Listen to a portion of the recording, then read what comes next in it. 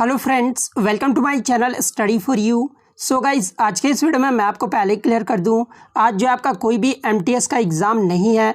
बस मैं ये वीडियो उन बच्चों के लिए लेकर आया हूं जिनका आगे आने वाले शिफ्टों में जो है एमटीएस का पेपर होने वाला है। तो जिनका भी आगे आने वाले शिफ्टों में एमटीएस का एग्ज़ाम है वो इस वीडियो को जो है लास्ट तक ज़रूर देखेगा। और आपसे रिक्वेस्ट करता हूं, अभी तक आपने मेरे चैनल को अगर सब्सक्राइब नहीं किया है तो एमटीएस से रिलेटेड पल पल के अपडेट के लिए जो है चैनल को सब्सक्राइब ज़रूर कर दीजिएगा। और बगल में ही आपको एक बेल आइकन यानी घंटे का निशान भी दिख रहा होगा, तो आप उसे भी जो है ज़रूर प्रेस कर दीजिएगा। तो चलिए वीडियो को स्टार्ट करते हैं। तो आज का जो आपका पहला क्वेश्चन है कि आंवला में कौन सा विटामिन पाया जाता है। तो देखिए, जितने भी खट्टे पदार्थ होते हैं ना उसमें विटामिन सी पाया जाता है, तो विटामिन सी आपका यहाँ पे करेक्ट हो जाएगा। बात कर ले एग्जाम में अगर पूछा जाए कि विटामिन सी का रासायनिक नाम क्या होता है तो एस्कॉर्बिक एसिड होता है। नेक्स्ट आपका यहाँ पर है कि गदर पार्टी की स्थापना कब और कहाँ पर हुई थी। तो देखिए, गदर पार्टी की जो स्थापना है ना ये आपका अमेरिका के सैन फ्रांसिस्को के एस्टोरिया में हुआ था। और कब हुआ था तो 1913 में हुआ था। कभी कभी एग्जाम में पूछा जाता है कि गदर पार्टी की स्थापना किस उद्देश्य से हुआ था, तो अंग्रेजी साम्राज्य को जड़ से उखाड़ फेंकने के उद्देश्य से जो है गदर पार्टी की स्थापना की गई थी। वहीं अगर बात कर ले कि गदर पार्टी के संस्थापक कौन है तो लाला हरदयाल और सरदार सोहन सिंह भाकना थे, तो ये भी आपको ध्यान में रखना है। नेक्स्ट आपका यहाँ पर है कि हरिगोविंद खुराना को किस क्षेत्र में जो है नोबेल प्राइज दिया गया था। तो देखिए, हरिगोविंद खुराना को जो है 1968 में नोबेल प्राइज दिया गया था। और न्यूक्लिक एसिड में न्यूक्लियोटाइड का क्रम जिसमें कोशिका के आनुवांशिक कोड होते हैं उसकी खोज हेतु फिजियोलॉजी या मेडिसिन के लिए नोबेल पुरस्कार दिया गया था। और ये जो हरिगोविंद खुराना थे ना ये भारतीय अमेरिकी जैव रसायनज्ञ थे, तो ये भी आपको ध्यान में रखना है। नेक्स्ट आपका यहाँ पर है कि ENIAC कंप्यूटर का फुल फॉर्म क्या होता है। तो देखिए, ENIAC कंप्यूटर का जो फुल फॉर्म होता है ना ये electronic numerical integrator and computer होता है, तो ये फुल फॉर्म आपका करेक्ट हो जाएगा। मैं आपको बता दूं कि आपके एग्जाम में जो है 2 कंप्यूटर से प्रश्न पूछे जा रहे हैं, उसके बाद यहाँ से एक प्रश्न और पूछा जाता है आपके एग्जाम में। ENIAC मशीन का अनावरण किस विश्वविद्यालय में किया गया था और कब किया गया था। तो देखिए, ENIAC मशीन का जो अनावरण है ना ये 14 फरवरी 1946 को पेंसिल्वेनिया विश्वविद्यालय में किया गया था, तो ये भी आपको ध्यान में रखना है। नेक्स्ट आपका यहाँ पर है कि नागालैंड को राज्य का दर्जा ये जो है कब दिया गया था। तो देखिए, नागालैंड को राज्य का जो दर्जा है ना ये 1 दिसंबर 1963 को दिया गया था, तो 1 दिसंबर 1963 आपका करेक्ट हो जाएगा। और ये भारतीय संघ का 16वां राज्य बना था, तो ये भी आपको ध्यान में रखना है। और यहाँ से एक एग्जाम में ये भी प्रश्न पूछा जाता है कि नागालैंड को राज्य का दर्जा किस संविधान संशोधन के द्वारा दिया गया था। तो ये 13वां संविधान संशोधन जो कि 1962 में हुआ था, इसके अंतर्गत नागालैंड के संबंध में जो है विशेष प्रावधान अपनाकर उसे एक राज्य का दर्जा दे दिया गया था, तो ये भी आपको ध्यान में रखना है। नेक्स्ट आपका यहाँ पर है कि एक अक्षांश रेखा जो अलवर राजस्थान से गुजरता है तो वह जो रेखा है ना निम्न में से किस और राज्य से निकलेगा। तो देखिए, आपका जैसे इस प्रकार से एक ग्लोब हो जाता है, ठीक है, और ये सब जो होते हैं ना वो आपके अक्षांश रेखा होते हैं, और ये सब जो होते हैं वो आपके क्या होते हैं तो देशांतर रेखा होते हैं। तो यहाँ पर क्वेश्चन ये पूछा गया है कि अलवर राजस्थान से गुजरता है तो वो रेखा जो है निम्न में से किस राज्य से निकलेगा। तो आप जब ग्लोब में देखोगे ना तो ये सिक्किम और उत्तर प्रदेश से निकलेगा, तो आपके ऑप्शन में जो भी दिया रहेगा वो आपका करेक्ट हो जाएगा। नेक्स्ट आपका यहाँ पर है कि वसा का अधिकांश पाचन ये जो है कहाँ पर होता है, यानी most of the fat digestion occurs in. तो वसा का जो अधिकांश पाचन है ना ये आपका छोटी आंत यानी स्मॉल इंटेस्टाइन में होता है, तो छोटी आंत आपका यहाँ पे करेक्ट हो जाएगा। नेक्स्ट आपका यहाँ पर है कि राजा नरसिम्ह देव प्रथम ने जो है किस मंदिर का निर्माण करवाया था। तो देखिए, राजा नरसिम्ह देव प्रथम के द्वारा जो है ये कोणार्क का सूर्य मंदिर का निर्माण करवाया गया था। और कोणार्क का सूर्य मंदिर ये जो है कहाँ पर है तो ये आपका उड़ीसा के पुरी में है, तो ये भी आपको ध्यान में रखना है। कभी कभी एग्जामिनर क्या पूछता है कि क्वेश्चन घुमा देता है। जैसे एग्जामिनर क्या करेगा, आपसे पूछ दिया जाएगा कि कोणार्क के सूर्य मंदिर का निर्माण किसने करवाया था, तो राजा नरसिम्ह देव प्रथम के द्वारा जो है कोणार्क के सूर्य मंदिर का निर्माण करवाया गया था। एग्जाम में ये भी प्रश्न पूछा गया आपका कि कोणार्क के सूर्य मंदिर को यूनेस्को के विश्व विरासत धरोहर में कब मान्यता दिया गया था। तो ये 1984 में दिया गया था। और ये किस भगवान को समर्पित है, तो ये सूर्य भगवान को समर्पित है, तो ये भी आपको ध्यान में रखना है। नेक्स्ट आपका यहाँ पर है कि कौन सा नेशनल पार्क यूनेस्को की विश्व विरासत सूची में शामिल है। तो देखिए आपके लिए मैं एक्सपेक्टेड क्वेश्चन करा रहा हूँ, इसलिए मैं आपको बता दूं कि निम्नलिखित नेशनल पार्क जो यूनेस्को के विश्व धरोहर सूची में शामिल है, एक तो आपका काजीरंगा नेशनल पार्क जो कि असम राज्य में है, इसे जो है विश्व विरासत सूची में शामिल किया गया है। उसके बाद मानस वाइल्ड लाइफ सेंचुरी जो कि असम में, इसे भी शामिल किया गया है। उसके बाद केवला नेशनल पार्क जो कि राजस्थान में है, इसे भी शामिल किया गया है। सुंदरबन नेशनल पार्क जो कि पश्चिम बंगाल में है, इसे भी जो विश्व धरोहर सूची में शामिल किया गया है। इसके अलावा आपके कौन कौन से हैं, तो Nanda Devi and valley of flowers national park जो कि आपका उत्तराखंड में, इसे भी शामिल किया गया है। उसके बाद आपका यहाँ पर कंचनजंगा नेशनल पार्क जो कि सिक्किम में है, इसे भी जो है शामिल किया गया है। Great Himalayan national park Himachal Pradesh में, इसे भी शामिल किया गया है। उसके बाद आपका काम्पेनर पवरगढ़ जो आर्कियोलॉजिकल पार्क है ना, जो कि गुजरात में है, इसे भी जो है विश्व धरोहर सूची में शामिल किया गया है। नेक्स्ट आपका यहाँ पर है कि फुलकारी कढ़ाई कला, ये जो है कहाँ की प्रसिद्ध है। तो देखिए ये जो फुलकारी कढ़ाई कला है ना, ये आपका पंजाब का जो है प्रसिद्ध है, तो पंजाब आपका यहाँ पे करेक्ट हो जाएगा। एग्जाम में ये भी प्रश्न पूछा जाता है कि चिकन करी कला ये जो है कहाँ का प्रसिद्ध है, तो ये लखनऊ का प्रसिद्ध है। वहीं अगर कांथा कढ़ाई का पूछा जाए तो ये पश्चिम बंगाल और बिहार का प्रसिद्ध है।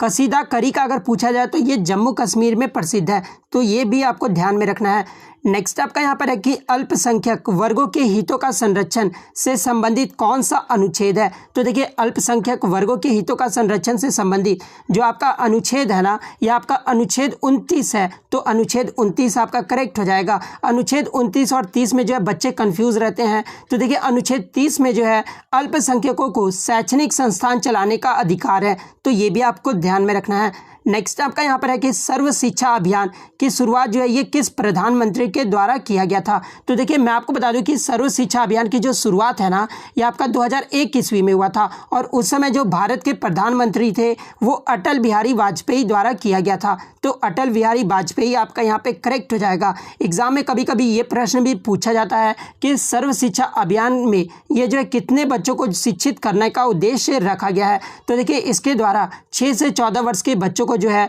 शिक्षित करना रखा गया इसका उद्देश्य। नेक्स्ट आपका यहाँ पर है कि संविधान के किस भाग को जो है भारतीय संविधान की आत्मा कहा गया है। तो देखिए संविधान के जो अनुच्छेद 32 है ना, इसे जो है भारतीय संविधान का आत्मा कहा जाता है, तो अनुच्छेद 32 आपका यहाँ पे करेक्ट हो जाएगा। कभी कभी एग्जाम में ये भी पूछा जाता है कि अनुच्छेद 32 को संविधान का हृदय और आत्मा किसने कहा था, तो ये डॉक्टर भीमराव अंबेडकर ने कहे थे। ठाकुर दास भार्गव ने जो प्रस्तावना को संविधान का आत्मा कहा था, तो ये भी आपको ध्यान में रखना है।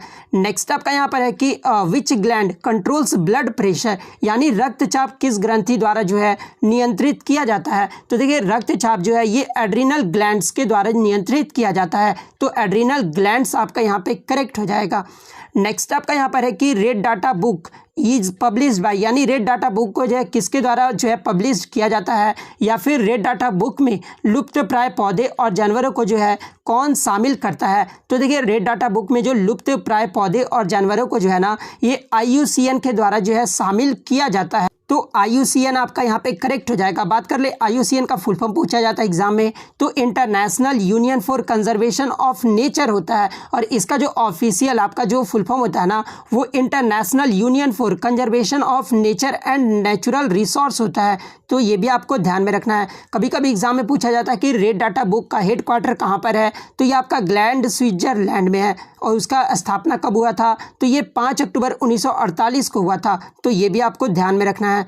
नेक्स्ट आपका यहाँ पर है कि NH-44 ये जो है कितने राज्यों और केंद्र शासित प्रदेश से होकर गुजरता है। तो देखिए ये जो NH-44 है ना, ये आपका 10 राज्यों और 2 केंद्र शासित प्रदेश से होकर गुजरता है। 10 राज्य कौन कौन से हैं, तो पंजाब, हरियाणा, उत्तर प्रदेश, राजस्थान, मध्य प्रदेश, महाराष्ट्र, तेलंगाना, आंध्र प्रदेश, कर्नाटक और तमिलनाडु राज्यों के अलावा ये जो आपका यूटी है ना, दिल्ली और जम्मू कश्मीर, यानी टोटल 12 राज्य और केंद्र शासित प्रदेश से होकर जो है NH-44 गुजरता है, तो 12 जो आपका यहाँ पे करेक्ट आंसर हो जाएगा। और मैं आपको बता दूं कि ये जो NH-44 है ना, ये लॉन्गेस्ट रनिंग नेशनल हाईवे है, तो ये भी आपको ध्यान में रखना है, और इसकी लंबाई एग्जाम में पूछा जाता है, तो इसकी जो लंबाई है ना वो 3745 किलोमीटर है। नेक्स्ट आपका यहाँ पर है कि first metal used by human, यानी मानव द्वारा जो है इस्तेमाल की जाने वाली पहली धातु कौन सी है। तो देखिए मानव द्वारा इस्तेमाल की जाने वाली जो पहली धातु है ना, ये कॉपर है, जिसका सिंबल क्या होता है, तो Cu होता है। तो कॉपर आपका यहाँ पे करेक्ट आंसर हो जाएगा। नेक्स्ट आपका यहाँ पर है कि भारत में जैव विविधता अधिनियम यानी जो बायोलॉजिकल डाइवर्सिटी एक्ट है ना, ये कब पारित किया गया था। तो देखिए भारत में जो जैव विविधता अधिनियम है ये 2002 में पारित किया गया था। तो 2002 आपका यहाँ पे करेक्ट हो जाएगा। और मैं आपको एक बता दूं बात कि आपके लिए मैं इतनी मेहनत करता हूं, लेकिन आप वीडियो को लाइक नहीं करते। तो प्लीज़ अप्रिशिएट करने के लिए किसी को भी जो है, अगर आपको कोई नॉलेज दे रहा तो आप उसे लाइक ज़रूर किया कीजिएगा, ताकि नेक्स्ट वीडियो भी जो है मैं जल्दी जल्दी अपलोड कर सकूँ आपके लिए। नेक्स्ट आपका यहाँ पर है कि सिक्किम और चीन को जोड़ने वाला दर्रा कौन सा है। तो देखिए सिक्किम और चीन को जोड़ने वाला जो दर्रा है ना, ये नाथुला दर्रा है। तो नाथुला दर्रा आपका यहाँ पे करेक्ट आंसर हो जाएगा। बात कर ले अरुणाचल प्रदेश और तिब्बत को कौन जोड़ता है, तो ये बमला पास दर्रा जो है जोड़ता है। तो ये भी आपको ध्यान में रखना है। नेक्स्ट आपका यहाँ पर है कि पद्मावत के लेखक कौन है। देखिए मैं आपको बता दूं कि आपके एग्जाम में एक पुस्तक से क्वेश्चन हर शिफ्ट में पूछे जा रहे हैं, तो ये आप जो है जरूर देख कर जाइएगा। तो पद्मावत के जो लेखक है ना, ये मलिक मोहम्मद जायसी हैं। तो मलिक मोहम्मद जायसी आपका यहाँ पे करेक्ट हो जाएगा। नेक्स्ट आपका यहाँ पर है कि दिल्ली चलो का नारा ये जो है किसने दिया था।